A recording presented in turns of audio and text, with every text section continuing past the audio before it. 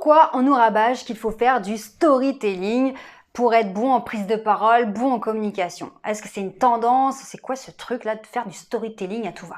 Alors, storytelling, oui, on va pas se mentir, hein, c'est en anglais pour faire genre, c'est tendance, etc. Mais en gros, c'est quoi? C'est raconter des histoires, raconter des anecdotes. Et pourquoi? Pourquoi c'est puissant ce truc? C'est parce que, tout simplement, en racontant une histoire, on va déclencher des émotions chez nos interlocuteurs et il n'y a rien de plus puissant que des émotions. Posez-vous la question, pourquoi vous avez des souvenirs de certaines choses? De quoi vous vous rappelez? Eh bien, plus le souvenir est gros, plus l'émotion était forte. Quand il y a eu les tours jumelles du 11 septembre, on se rappelle tous où on était et ce qu'on faisait au moment où on a vu les images. Pourquoi? Parce que ce souvenir en fait est tellement fort en émotion, on a eu un tel choc émotionnel que ça a imprimé ce moment dans notre esprit et on se souvient de ce qu'on faisait et où on était. Eh bien, c'est la même chose pour tout. À chaque fois qu'on va vivre, ressentir des émotions, le moment aura un impact plus fort pour nous. Donc maintenant, prenez une personne qui fait une présentation avec des slides et qui met rien dedans, qui nous balance des phrases bateau, voilà, un truc convenu, on sait ce qu'il va y avoir, des chiffres, une stratégie, voilà, des choses, et qu'elle nous fait rien vivre de fort en émotion. Alors évidemment, en fonction du sujet, ça sera plus ou moins facile, mais ce que je veux dire par là, c'est que si le présentateur, l'orateur, n'a pas dans l'idée que son auditoire a besoin de vivre des émotions, ça va être plat et ça va être chiant. Parce que une présentation, en fait, pour qu'elle soit intéressante, impactante, il y a plein de choses qui rentrent en jeu. Évidemment, il y a l'intonation, il y a l'énergie, la façon d'articuler, la façon de structurer la présentation, la façon de faire ses slides, le regard, etc. Mais il y a quelque chose de très puissant. C'est ce qu'on appelle la connexion émotionnelle. C'est d'être connecté avec son auditoire, certes, mais de déclencher des émotions. Qu'est-ce qui fait qu'on a aimé un spectacle? C'est parce qu'on a vécu des émotions. Pourquoi on trouve qu'un humoriste il est trop drôle? Parce qu'il nous a fait rire, parce qu'on n'en pouvait plus, on avait des émotions positives. Qu'est-ce qui a fait qu'un film nous a marqué, je sais pas, un truc dramatique ou quoi? C'est parce qu'on a eu des émotions, de la tristesse, de la peur, des choses intenses. Qu'est-ce qui fait qu'on aime l'art, on aime un tableau, ce genre de choses? Parce que quand on regarde ce tableau ou cette sculpture, ça nous déclenche des émotions.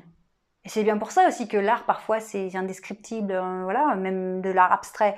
Parce que la façon dont c'est fait, quand on regarde ça, ça déclenche des émotions. Donc, en communication, c'est pareil. Quand j'ai une présentation à faire, si j'arrive à déclencher des émotions chez mes interlocuteurs, j'aurai beaucoup plus d'impact, je vais beaucoup plus les marquer, je vais leur laisser un souvenir, je vais leur laisser une empreinte émotionnelle. Parce que j'ai été en mesure de déclencher ça. Grâce donc à ce fameux storytelling, déclencher des émotions chez la personne parce que je vais raconter des histoires. Et quand je vais raconter une histoire, ça va imprimer beaucoup plus fortement que seulement donner des chiffres ou voilà, balancer des données, parce que je vais obliger mes interlocuteurs à imaginer la scène que je suis en train de leur décrire. Donc plutôt que de leur balancer des trucs, voilà, tac, tac, voilà, ça passe dans une oreille, ça ressort par l'autre, on est préoccupé par nos mails, nos notifications sur le portable, sur ce qu'on mange ce soir, etc. Et bien là, en fait, quand je raconte une histoire, j'embarque les gens avec moi. Je les embarque dans un lieu imaginaire.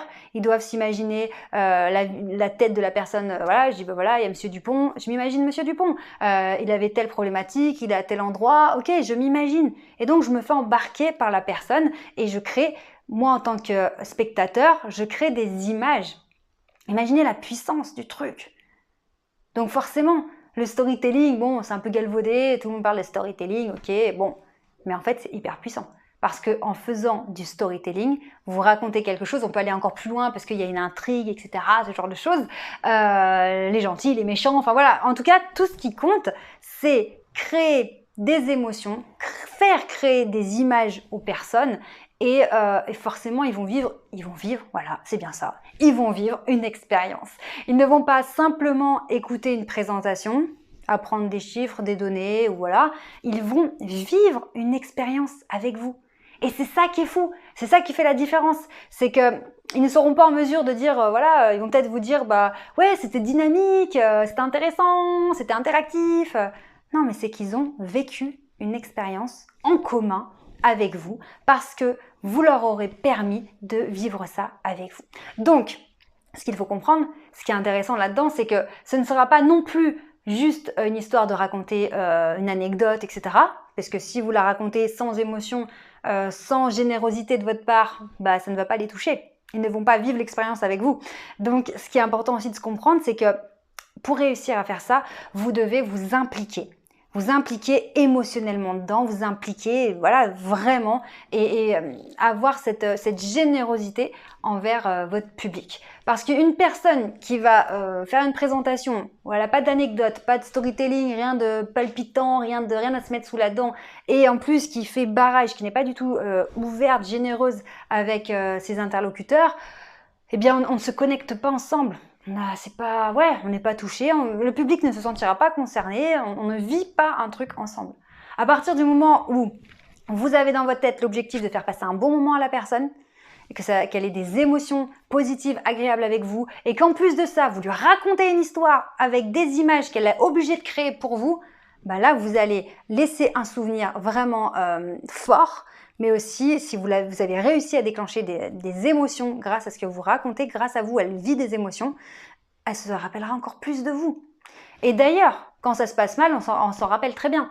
Imaginons que vous ayez un rendez-vous désastreux, vous vous êtes senti mal, gêné, humilié. Cette émotion ressentie à ce moment-là, elle vous a imprimé ce souvenir. Et donc, vous vous rappelez très fortement de la personne qui vous a fait vivre ça.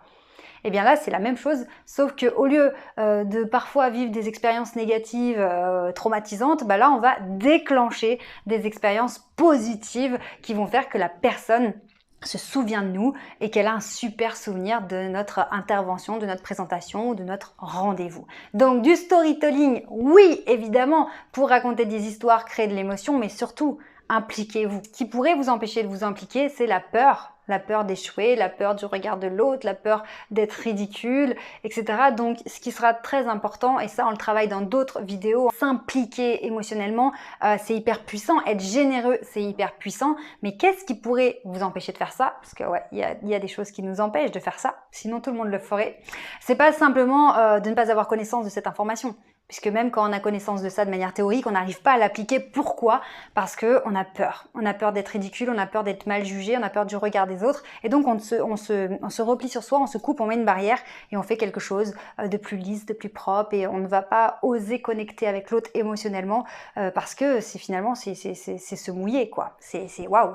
Ça fait peur un peu. Vraiment, ça nous demande de nous ouvrir aux autres pour connecter avec eux émotionnellement. Et c'est pas facile à faire. Donc vraiment comprenez que faire du storytelling, évidemment, puisqu'on va raconter des histoires, mais aussi vous avez besoin de vous mouiller émotionnellement et d'être vraiment, vraiment là avec vos interlocuteurs, être là pour de vrai, être présent dans le regard, dans l'énergie, dans votre implication, vraiment. Et ça se sent, une personne qui est là pour de vrai, qui est vraiment présent à ce qu'elle fait, à ce qu'elle dit, et qui écoute pour de vrai l'autre, ça fait toute la différence.